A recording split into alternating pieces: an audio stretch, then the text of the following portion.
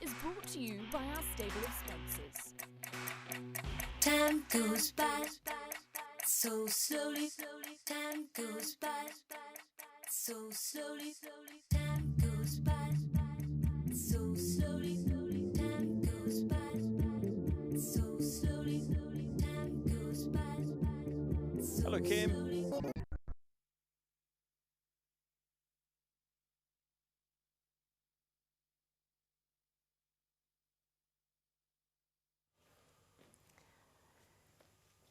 Well, that was the start of weigh-in for this week. A little bit of a technical issue there. We apologise for that. Great to have your company on the show. And whilst we didn't have a Group 1 this weekend, we had a really busy weekend from Friday through till Sunday. Lots of really exciting progressive horses and, of course, jumps racing back on our screens on Sunday afternoon. All of that to come throughout the show. Michael Guerin, Bruce Sherrick, very warm welcome to you. Great to have you with us. Morning, Em. Welcome back from Australia. I blame Brendan Popplewell. That was going so well. And Pops turned up and he broke the screen. Innes, can we blame him too? Well, he was part of that. I tell you, there's two gentlemen there who had a divergent weekend. Leith Innes loves the Warriors. He went to watch them on Saturday. Brendan Popplewell was stuck in a plane. He is a Warriors zealot, so he has had a bad weekend all round. He didn't get a chance to see the game. I went to Tarapa yesterday. It was wonderful. Thank you, jumping community people. We have some lovely stories coming in from there where I developed a bit of man crush on a big horse. We'll talk about him shortly. Great to have Bruce here. Bruce, since we last saw you, a lot's changed in your life from the racing administration, and a lot's changed in the thoroughbred racing in this country. It's been exciting, but I must feel like there's so much work to do now. Yeah, Mick, there has. I mean, 22 May was a date I made mention on Sunday at the Horse of the Year Awards, to the Minister. I mean, a lot's changed when he approved that deal with Entane TAB. It's certainly given us oxygen, and it's given us an ability, I think, to do some things around the planning that we always had in mind, and now there's a revenue stream. We can start doing some exciting stuff, and we're starting to see a little bit of it. When you're bouncing around, as I mentioned, I was at Tarapa yesterday, Emily was at Hawke's Bay last week. Are you feeling more buoyancy? Is there more confidence? Is there less complaining? Actually, there is less complaining. And by that, I mean, I don't think it's just around the stake money. I think, across the board, everybody understands the opportunity we have in front of us. And yeah, look, the stakes have certainly helped, and it's certainly bred some positivity back into the industry, and it needed it. But it's one part of what I call a three-part puzzle, and perhaps we'll talk about it a little bit later on, but we've got a lot of work to do. And but the positive thing is we've got momentum, and we've got some ability to make some of those decisions going forward. Really looking forward to hearing more about that later on. For now, let's get into our race reviews. And the first race that we look at is, of course, the Great Northern Steeples, won by the Warrior, West Coast. Racing, Great Northern Steeplechase. These two great jumpers go to war. The Cossack and West Coast. Further back, Captain's Run continues to run on at the last. And the first over, West Coast, the Cossack. Captain's Run 3 lengths away, storming home. West Coast has the lead. Captain's Run is trying hard, so is the Cossack. It's West Coast, the Coaster in front. Coming after it late is Captain's Run. West Coast needs the post, and it got there. West Coast has won the Ben and Ryan Foot Racing Great Northern Steeplechase, a flying... Mark, you must be immensely proud of the big fella. Yeah, definitely, Mick. Great effort there today, and that's sort of what you dream about with good horses. Were you at all concerned when he just got that little bit disconnected from the Cossack about the 1,000-metre mark? He tends to do that a bit. He just seems to hit the odd flat spot, and then he sort of lifts again. But I guess in a jumping race you're always concerned, but yeah, he was doing the right thing at the right end. When you first got your hands on him, it must have been a lot of fun to have such a big, strong horse who very quickly showed he could jump. Yeah, well, he was always a nice animal, and he's been pretty straightforward right through. 2 Grand Nationals you've won, now a Great Northern. You're going to stick on 73, so you can't go much higher on the weights. What's the priority for next season? Would it be great to win a 3rd Grand National in that unique place in jumping history? Well, I guess that's a one option, but I'll have to speak to the owners about that. But the pleasing thing about today, he sort of showed he can win with 73 on a firm track, so that leaves his options open to race in New Zealand next year. We tend to think of the Australian jumpers being a little bit more nippy and a little bit faster. Is he not an ideal horse for Australia or winning on a firm track today? Does he maybe have options over there? Well, I think he's the sort of horse can probably just about win anywhere, actually. But, you know, maybe not over Australian hurdles type of thing. But I think steeplechases, he'd probably adapt over there. And he's got great staying ability. That always comes to the fore at the end of a race. Hell of a week for him. He's won New Zealand Jumper of the Year, and I would suggest he's a long way towards winning it again. Yeah, well, it possibly looks a bit that way, but yeah, he's a good horse, all right, no doubt about that. You must be starting to love this horse. He's just a big, strong meat of a horse. For sure, he's an incredible specimen of horse. He's a big horse. He's got a massive heart and wonderful staying ability. When he goes through that flat patch, which looked around about the 1,000-metre mark today, and the Cossack got 4 away on you, what does he give you? Is there a moment where he reinflates and fills up his lungs and goes again, or is it just heart? I think it's just heart. Honestly, he's done it pretty much in most races this season. Remember, Hawke's Bay was probably the first time he went flat for a long way there, and then longer the race gone on, we just kept picking up our fences and passing horses, and then just finds another gear, sort of 500 or 600 from home, and similar sort of effort today, and then flew that last fence and really toughed it out. Must be wonderful to be on a horse who's so big in stature when he measures his fences. He seems to just get them beautiful. He's always been a horse like that. The fences always seem to come up really lovely on him. You sort of see his stride five strides out and really let the reins go at him, and he throws his heart over pretty much every fence. Pretty incredible, really, to go to Riccarton. You know, it's a long way to go with the horse and win a Grand National again with all that weight. And then you come back here with what's a hell of a lot of weight, and he seems to have not missed a note or dropped anything in condition. He just seems to not bother him at all. Exactly. It's not, you know, national winners don't usually have a great record backing up in the Northern, so incredible effort by Mark to get him right for this again today, because it was a tough win in the national, you know, with 72, and then to come here with 73 was a really big effort.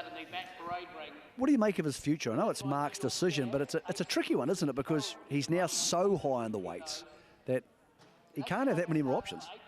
No, I guess the top of the handicap is 73, and I guess he's carried that today. So, like I think it was only maybe his 4th or 5th chase start this year. So again, that's wonderful conditioning from Mark to get him here. So I guess that's food for thought for him what to do with him next season. But I guess 73 is the maximum, and that's what he's destined to carry.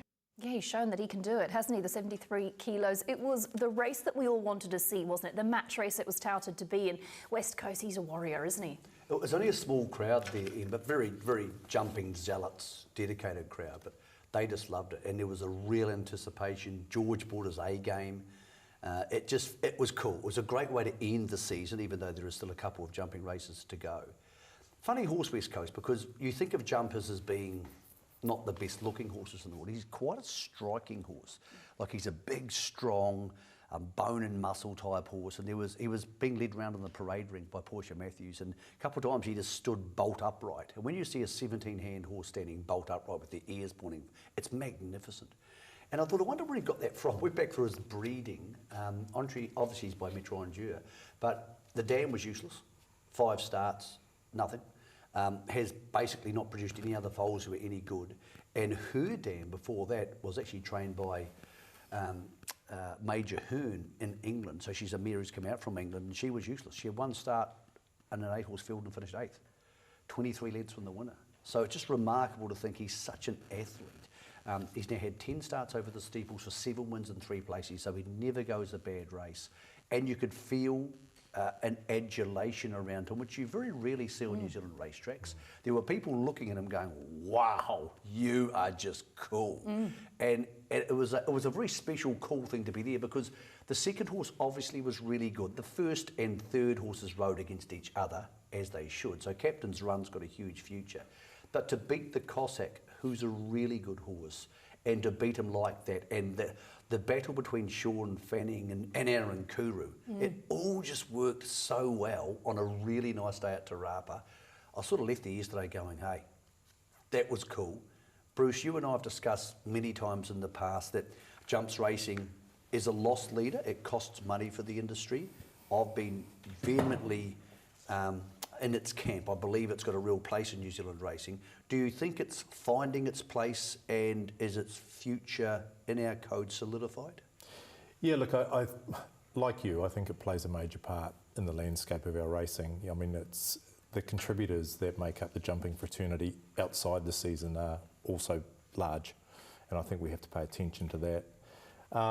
Yeah, look, it is. I would still like to see the field sizes grow. Clearly, the jockey ranks need some stabilising.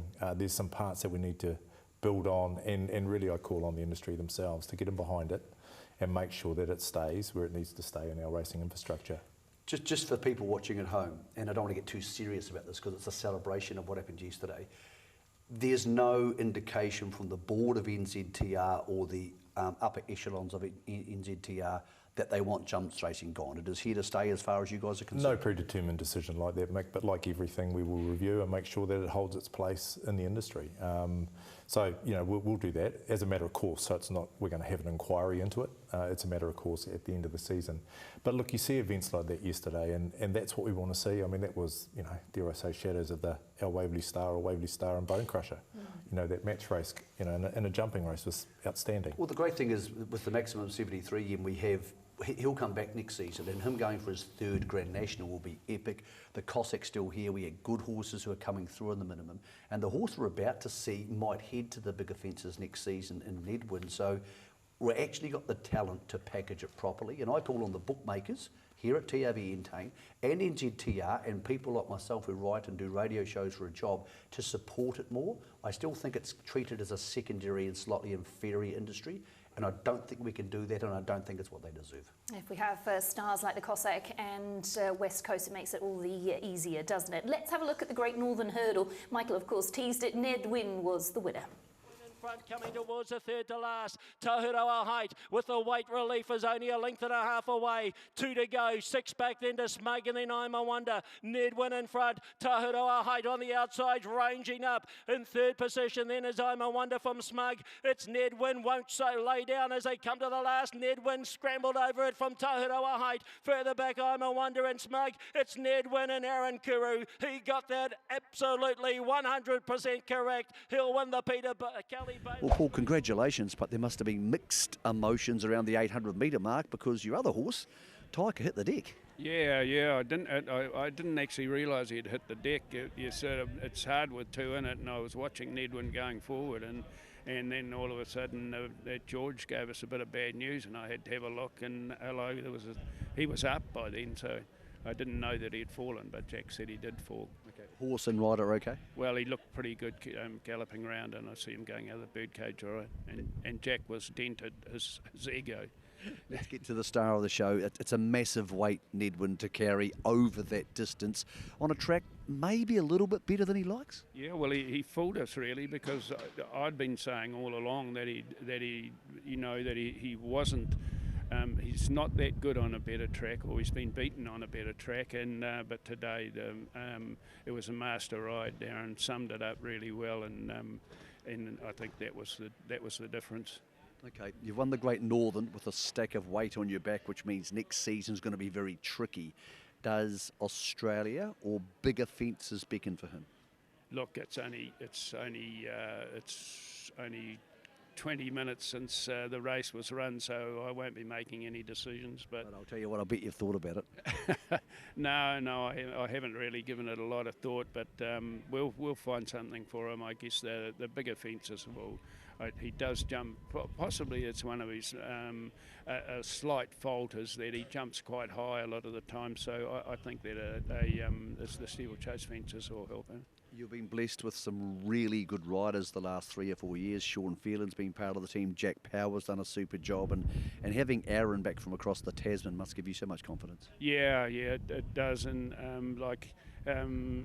you can't pick between Sean and Aaron, and it's only been bad luck that for Sean, but Aaron's taken it, and he was very quick to say yes, I'll be available, and that was the main thing, that we knew that he could come and ride both here at Pakuranga and Pakuranga Day and today, and and yes, it's made a big difference. A 7th Great Northern Hurdle crown for Paul Nelson, and of course for training partner Karina McDougall, that was her 3rd win in the race. They've had just such a remarkable career, haven't they, of what they've been able to do, and most recently took out that event in 2020 and 2021, of course, with the Cossacks. So perhaps the future is towards those Steeples. Yeah, interesting for him because he's at 71.5, and obviously the top he has to carry maximum 73. But he's a different type of horse on West Coast. He's a genuinely good flat horse. Of course, he's won a major flat race by 13 lengths. So they probably have more options, and he might be a horse they could take to Australia. But interesting to hear he could go over the big fences, because that would be awesome for next year to have him, the Cossack, a few others knocking around together. Kevin Myers has got some pretty good steeplechasers coming through as well. So wonderful ride by Aaron Kuru. He turned it into a staying race. When he took off about the 1300, Taika, the stablemate, was tracking in behind him, and I think Taika was going better, and he clipped the fence and lost Jack Power. Both are okay, most importantly, but that could have been vastly different. With Taika coming through in the hurdles, I wouldn't be surprised to see Paul and Karina take the option of at least chucking Devon over the bigger fences next year, because by then the Cossack will be 11. So I think they've got plenty of options and different pathways for all these horses. But when you're around yesterday, Mark Olligan, I was lucky enough to spend time with Harvey Wilson yesterday. You see the Myers team there, and you see people like Paul and Karina. You realise how much talent we have. Like, you understand horses far better than me. These people are really, really good horse people, Bruce. So only a small crowd yesterday, but oddly, I think it's found its right place and right time of the season, this race. Obviously, we would like to see it maybe go to Tayara. Yeah, well, I think we all would, and hopefully that won't be too far away. But yeah, look, it has found its place, and yeah, as I say, I think it was a great advertisement for jumps racing yesterday, and a great way to end the season. I think it's really important we could get Aaron coming back. Hopefully Sean Phelan's back riding next season, which would be great because Sean Fanning's had such a great season. Then Jack Powers come through really well. We need 3 or 4 more jumps jockeys. So that's up to the community there or somebody to try and get them to even come from overseas. But Aaron added such class to that yesterday. And that was just an absolute beauty of a ride. Those 3 or 4 going head to head at all our major carnivals, I think it would really boost punter confidence.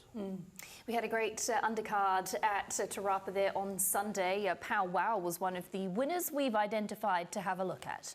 2 lengths away then to Melly Don, followed out wider by Altrista Bell. I think she's still got a little bit to offer here on Turn the Ace over on the inside, who's got that lead back again. Powwow 2 lengths away is Melly Don, and then Altrista Bell, Turn the Ace, all flat out now. Powwow's having another dig on the outside, getting close too.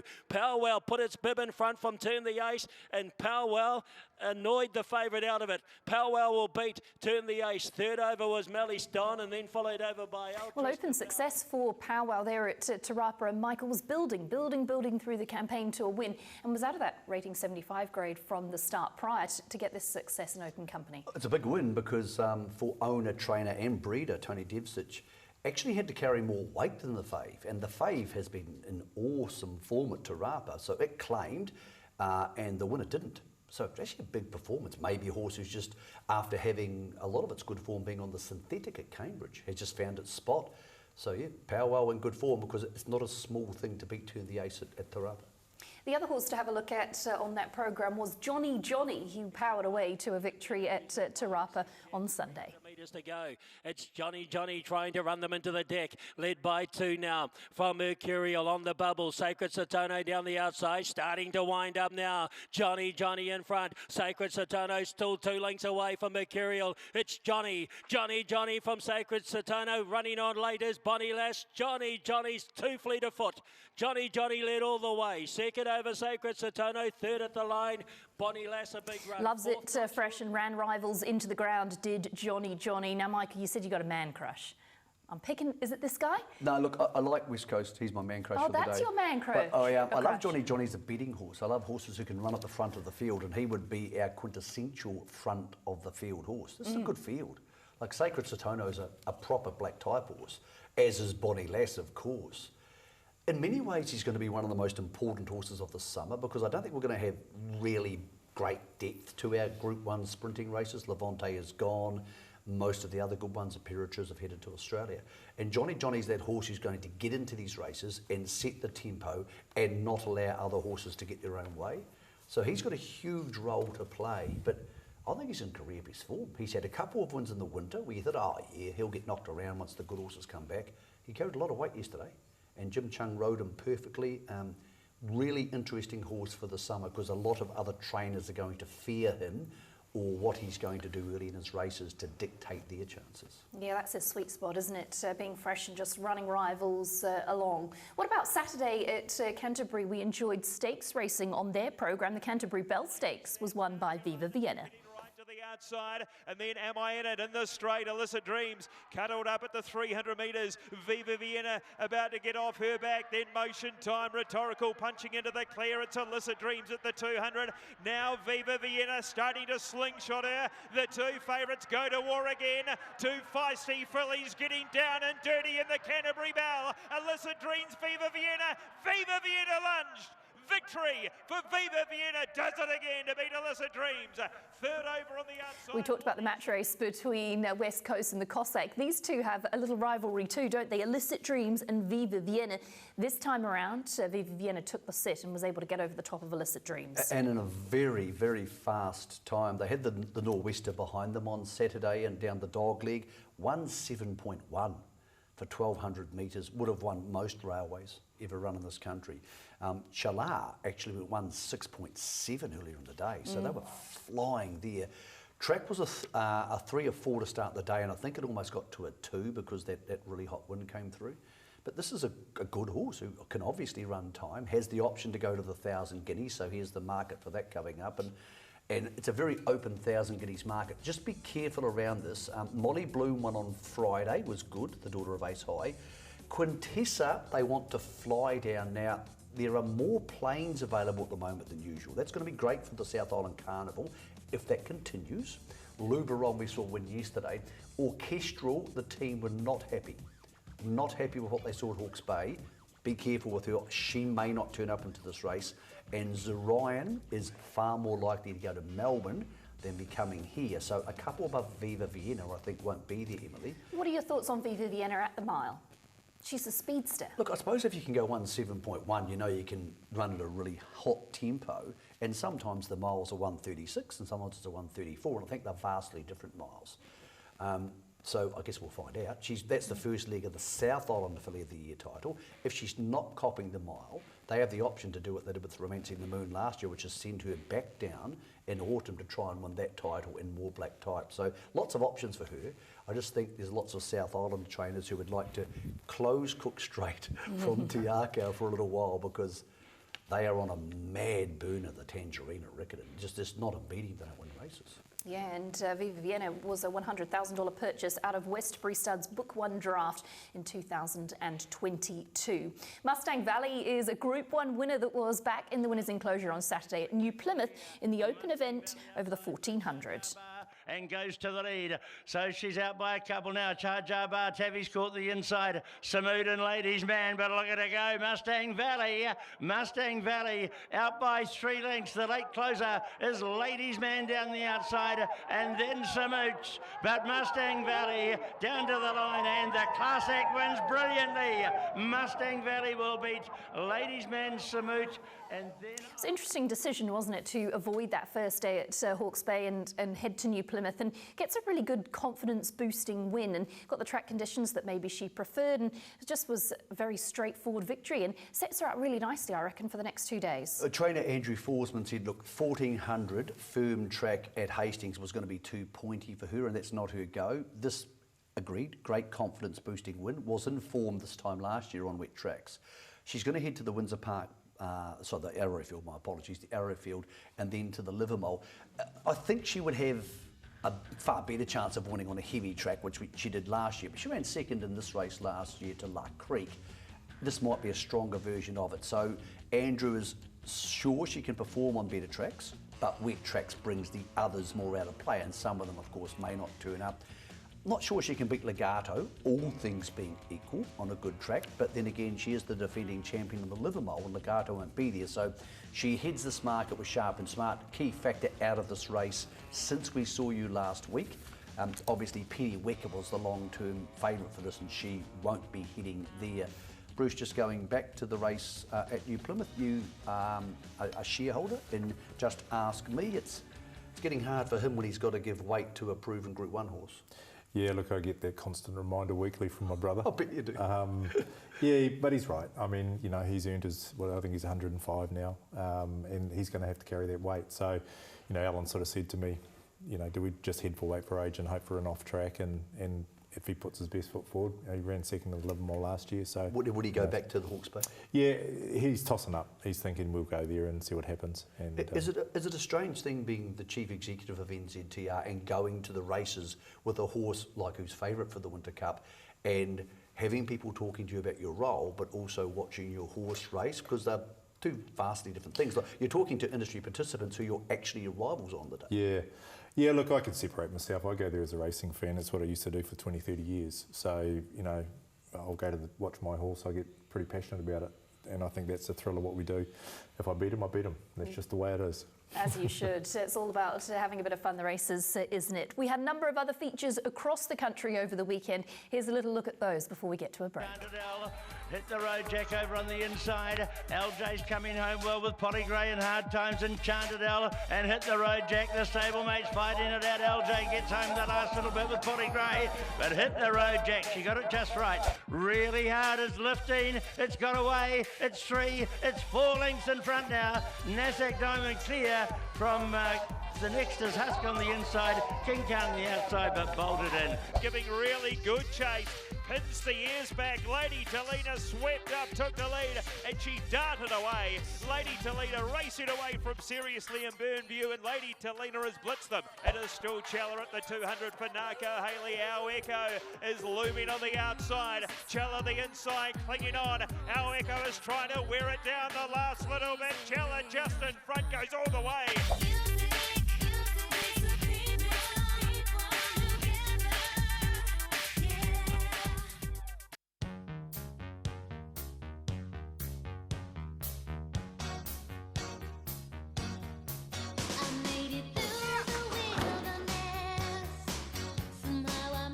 Steve Austin at the 100 rallies underneath of Benji's Boy. Steve Austin a neck to Benji's Boy. Here's a big day for Denby Rose Tater, first winner in the saddle.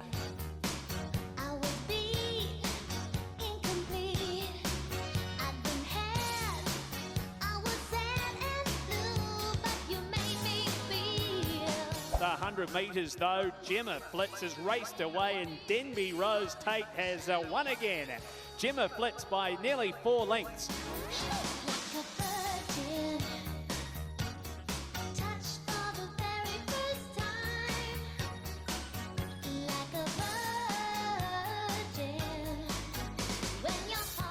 A big congratulations to Denby Rose Tate, of course, not just a first winner, but a double on the programme. Big well done to you.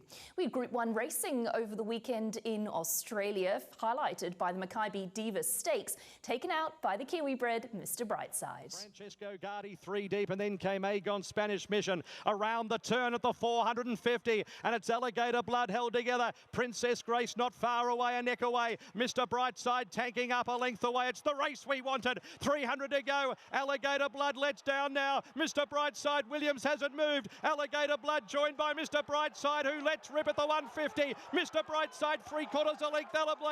Alligator Blood and comes clear. Mr. Brightside, a mile marvel. What a performance. Won it by a length and a half. Alligator Blood, Ozapenko, and then came Princess Grace. Next to finish in the... It was a really clinical win by Mr. Brightside. There was talk that the track record for Mr. Brightside at Flemington wasn't great, and Alligator Blood had a much better track record at Flemington, but he's just in such a purple patch of form. He's really improved, I reckon, this preparation, and that leaves him unbeaten this campaign, a second Group 1 win for the campaign. And for Craig Williams, I think that was probably just the tonic he would have needed after losing that rideable Giga Kick. Yeah, look, first of all to Craig. Craig's an adult. Craig's married to a Ukrainian. He's been to Ukraine. I mean, last week all the hyperbole about Giga Kick. Craig's been to a war zone. I think he'll be fine. I think he realises that's part of life, and Jonathan Munns has a right to sack anybody he wants. I couldn't believe all the rubbish about it. If you own a horse, do what you want with it. If people don't like it, bad luck. Back to the horse. What a wonderful horse Mr. Brightside's turned into. Home in 44.9 there, 33.1 was off the front.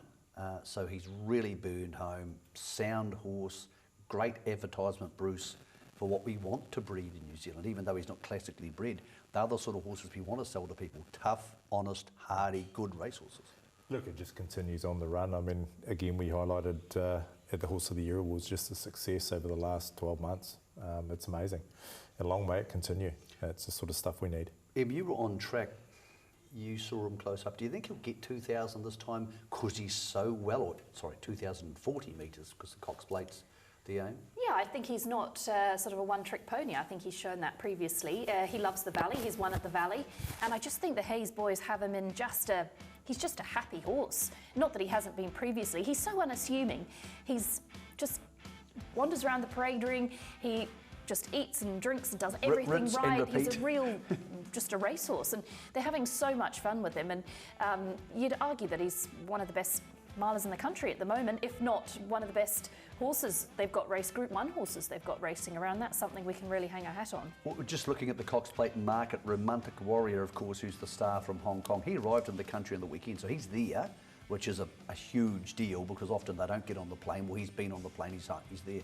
The other horse I want to ask you about, because you were there to see her, I've seen her plenty of times on television. I've never seen her in the flesh, is Amelia's Jewel, and Damien Lane very kind to her yesterday to the line, and she's clearly a very proper mare.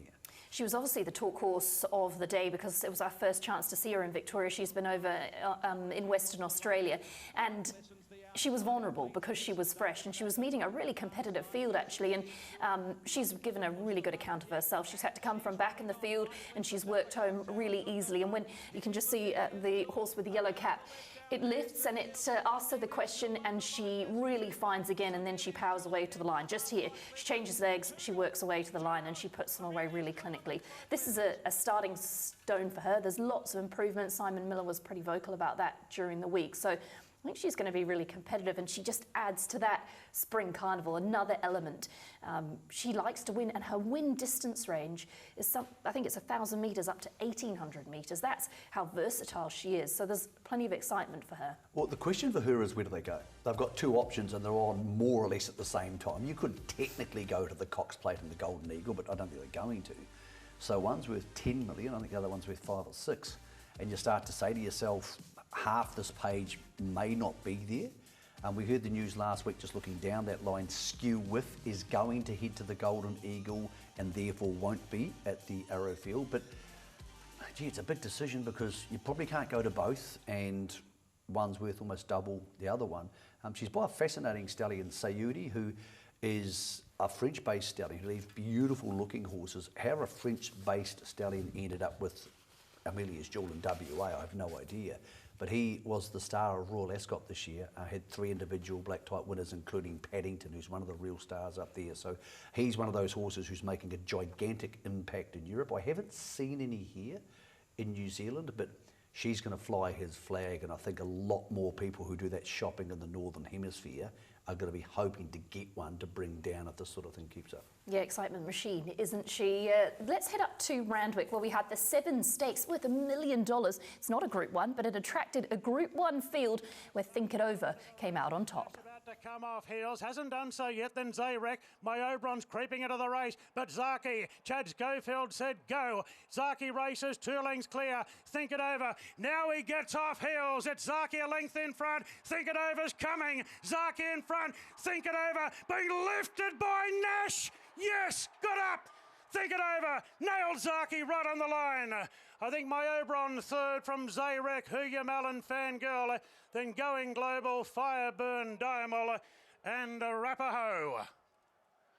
Photo finish. Think It Over. I think Darren Flindell summed it up perfectly there. Nash at his brilliant best, lifting Think It Over over the line. I don't know if there's a man riding better in Australia at the moment than Nash Rawler, and he gets that win. Chad Schofield aboard Zaki.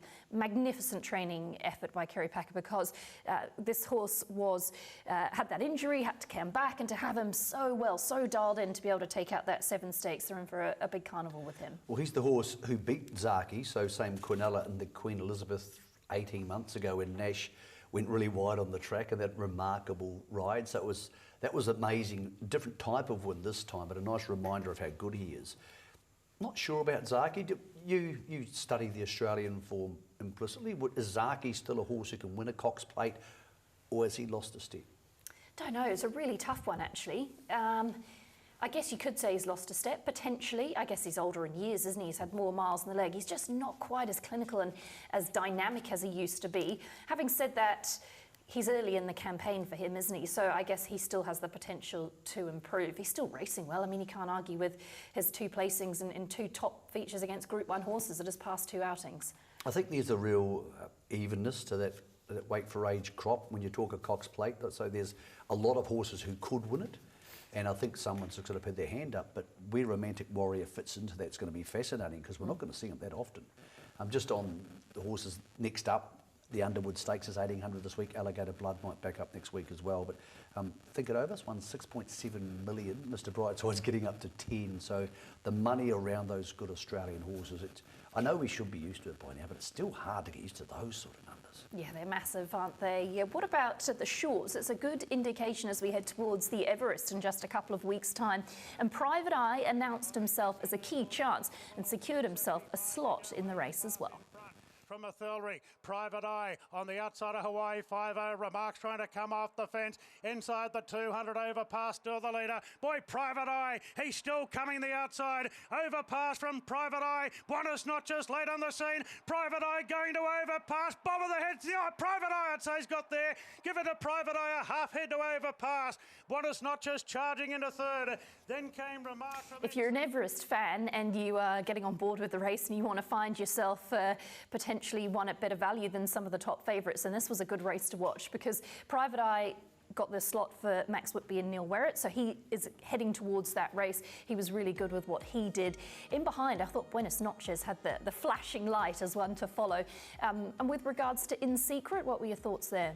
I thought slightly more Dow second up was really good, over 1,000 fresh up. That was 1,100. She looks like she's looking for the 12, but gee, it was hard to make a case for her there that Godolphin would just dial her straight in as the Everest horse. I think they don't have a better one, so I think she'll be in the Everest. Surprised it took so long for someone to take Private Eye. They had 4 negotiators over the weekend, but he ran second in the race last year. Fascinating horse. He's won an Epsom, he's run second in an Everest. Well done to Joe Pride, who's a trainer we don't know a lot about here, but man, he must be a good trainer. He is, very good trainer of sprinters, yeah. 2 horses in the Everest coming up. And look, this horse won the Gilgai around about this time last year. The one difference I've got, and we're finding this with Peter Moody and I Wish I Win, is a lot of these horses are winning and they're thinking, well, do we go straight to the Everest or is a month a little bit too long? So I Wish I Win, who's the TAB trackside horse for the Everest. He has the option to track gallop this week, Saturday or Sunday, or potentially jump out on Monday. Moods wants another run, but he can't find the right 3-week gap. And this horse was 2 weeks from winning the Gilgai into the Everest last year. Now he's got 4 weeks. So a lot of people thinking, even like Giga Kick, where are we going to go? What are we going to do? How are we going to make all this work? So yeah, I think a lot of trainers have a lot of thinking to do, but Joe Pride's one guy who knows he's got 2 in the race. And 2 very serious horses. If you follow Joe Pride on social media, there was quite obviously he was the trainer of Eduardo, and they had Eduardo swimming in the pool, and there was sort of a little comment, we haven't told him yet that he's retired. He's leading out the field on Saturday, and Nash commented saying, hope he doesn't see me in Private Eye silks. He'll be so annoyed. He was a wonderful sprinter himself. That's how I felt at the North Island Breeder of the Year Awards when you were with Steve Davis. I was slightly jealous. I felt betrayed. Hey, I know how so Eduardo felt. You went and did it with James. I know. But some just go to see Craig Williams. There's no loyalty in racing. No, exactly right. Well, with our Australian features behind us, and we've looked at that Everest Market too. There was a potential Group 1 performer born a couple of weeks ago, and that was, of course, the first foal of multiple Group 1 winning mare Probabile. I headed out to Cambridge Stud to find out more. Probabile looks so well herself, doesn't she? Yeah, she's just starting to lose her winter coat, and the dapples are there, and she looks absolutely magnificent. Well done, you. Good girl. Hey, darling. Oh, yeah. Oh, the clever girl, aren't you? What's she like as a mum? Is she taken to it like a duck to water? Hey, Emily, she's a Group 1 mum, to be honest.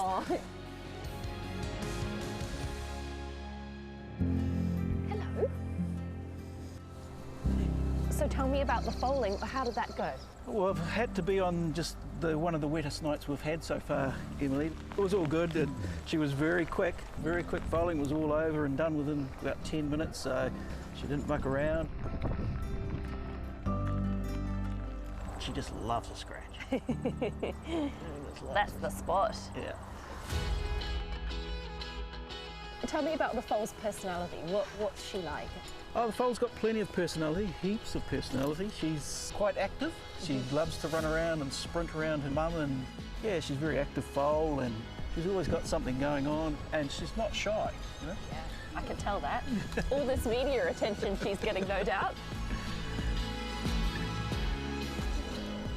Get used to these cameras if you're going to be a star.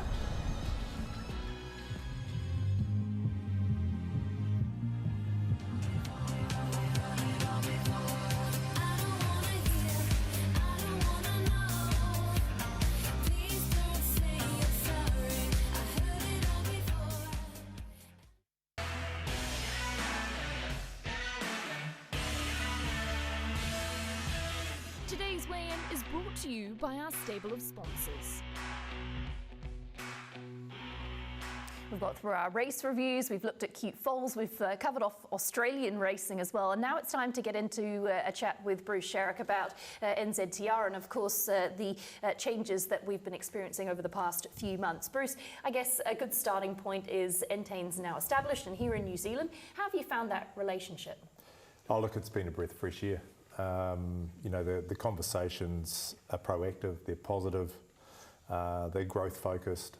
And I guess that's, you know, what can happen when you know you've got a little bit of financial wherewithal behind you.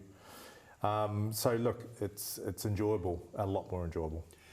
How can you help? Like Entain have come in and along with the TAB new partnership, they want to grow turnover, which grows returns to the industry. What can a code do to help that?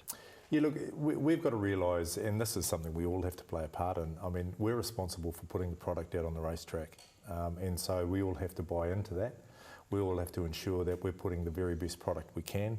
You know, our field sizes have to remain strong. We have to have the right race conditions and types and everything like that to ensure that we give them a return on the investment that they've made in us. So, you know, we've got a part to play in this. We've seen Entain embrace not just the numbers and the X's and the O's, but things like the Pearl Series. They've got a racing club, so they're going to go to Karaka and buy some horses.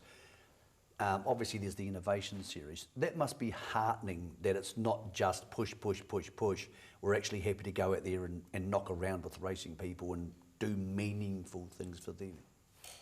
Yeah, look, and all of that's done in collaboration. I mean, the Pearl Series was a great example of, you know, the parties talking about what we needed to do. A lot of that's come from, for those that remember the deal, there was a 5.75 or 6.75 from the outset $1 million part of it to thoroughbred racing, which was part of what they termed carnival funding. We put $1 million of that towards the Pearl Series, and clearly NZTR have come along and put the other $1 million into the $2 million increase of 4 years. So there's a lot of collaboration. I've got a meeting with them and a few other people, bit of a workshop on, I think it's the 10th of October, where we're going to look at other initiatives, and there's a lot in play at the moment. You know, things like trying to retain our top people. How do we do that? Some really good thinking and innovative thinking. And at the end of the day, we just have to start realising what we put in place has to be for the greater good of the industry. We have this opportunity, we've got to grab it.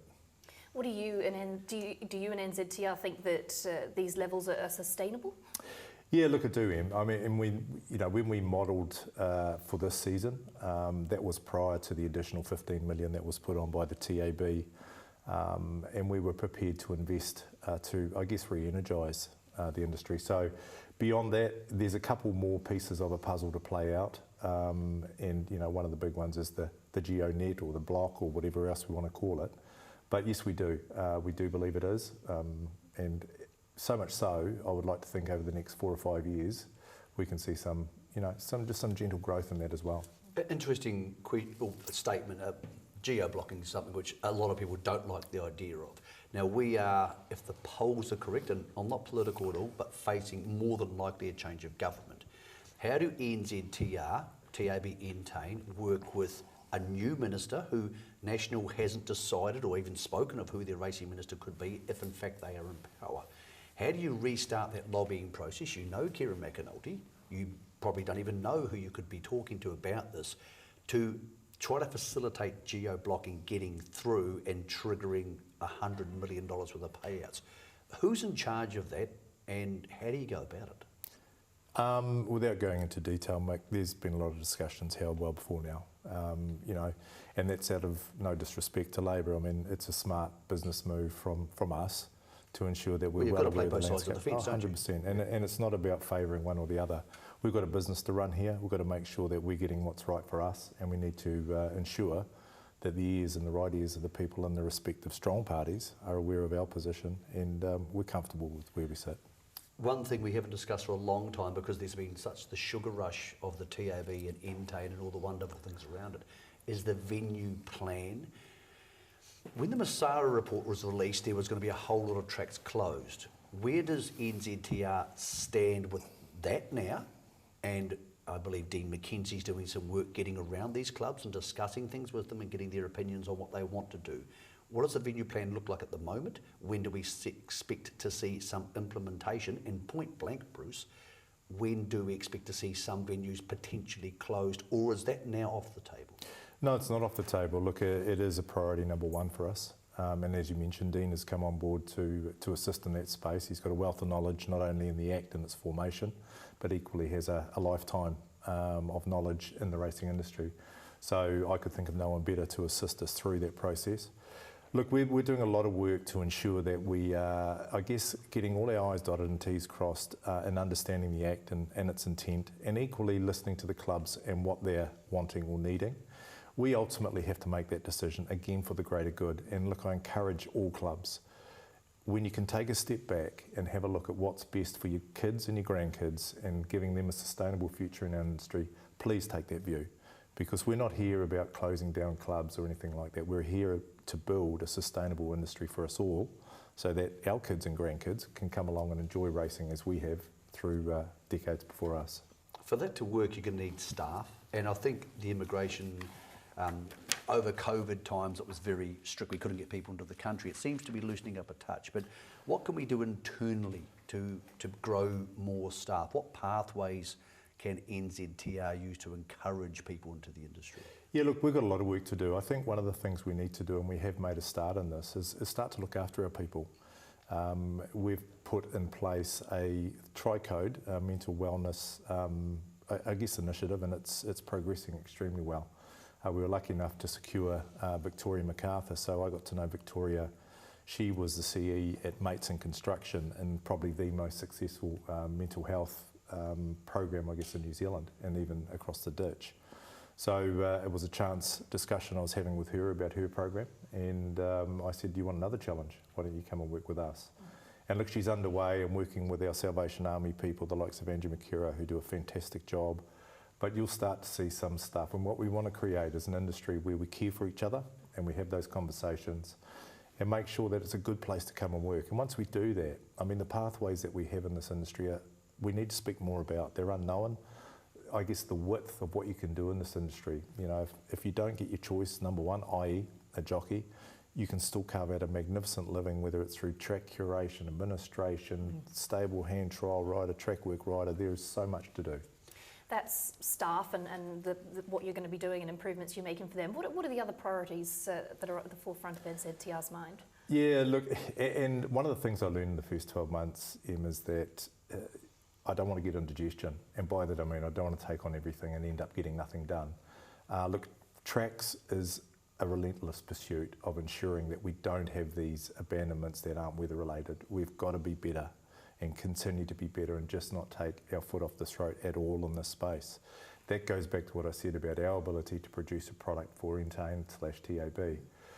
So that's a major one. Animal welfare, traceability, we have to be better in that space. You know, I've had recent meetings with a few people and we just have to get better. We have a responsibility, so that will be a focus. I talked about the welfare of our people and ultimately venues. You know, what a venue plan can do for us going forward is huge. It will underpin financially this, the sustainability and perpetuity of this industry if we get this right. Well, And, Bruce, when there you are plans consider afoot. we've got 150 million for the TRB and 110 for the Ellerslie Hill, property is by far our biggest asset away from people. Yes, it is, and when you see the return we're getting, which isn't much, you look at a business, you go, how do we improve that? And I'm not saying we have to sell everything. What I am saying is we've got to get a better return. Now, that could be a joint venture, it could be a sale, it could be into a professional fund, which we're setting up at the moment, and we'll also set that up. We've managed to build a strong balance sheet over the last 2 or 3 years through COVID.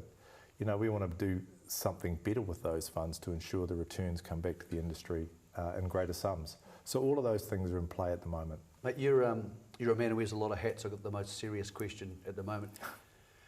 Can the Warriors beat Brisbane? I think they can. Oh. And I'll tell you why I think they can, because the pressure's off. They're going to go there, and they're going to go there thinking that we'll just play footy, and who knows.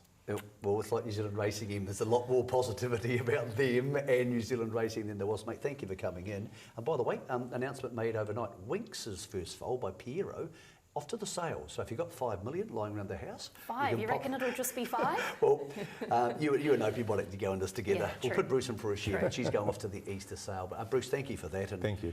Yeah, some really cool, positive things over the weekend on the footy field and on the racetrack. Yeah, lots to be excited about. It's been great to have your company on Weigh In this morning. We'll be back same time, same place next week. So slowly, time goes by. So slowly, time goes by. So slowly, time goes by.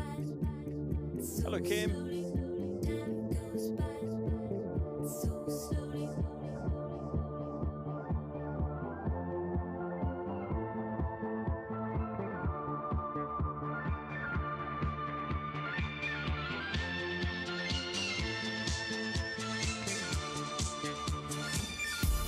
And they're racing. Mr. Brightside, a mile marvel. What a performance.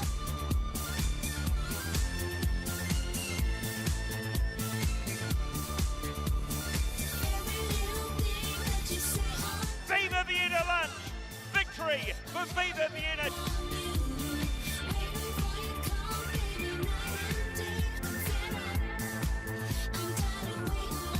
He got that absolutely 100% correct.